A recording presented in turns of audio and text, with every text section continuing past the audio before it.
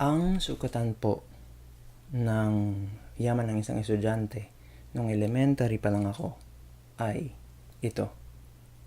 Ang ballpen na to. I've always wanted to do this. There's something fancy about doing this in front of a camera.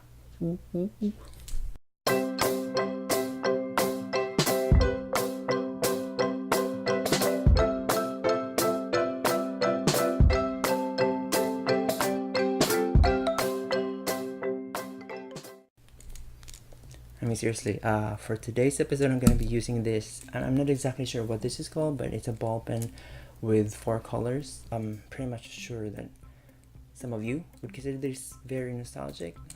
Dato ka sa una kong nakaimnan. I'm going to be using this to draw something very relevant, I guess. Okay, showing ang Deadpool, so Deadpool atong drawing on. So, let's start. Use an Oslo or ratio drawing paper and cut it in half for this illustration. Since uso ang mag-finger heart sa mga K-pop or Korean, ako gidraw nga murag nangugmo. Nangugmo si Deadpool. And the majority of the colors used here is red and black, but I also use the blue and greens to achieve a different shades for the shadows. I will be uploading the final output on my Instagram account, so feel free to follow me at Tlanierski for updates.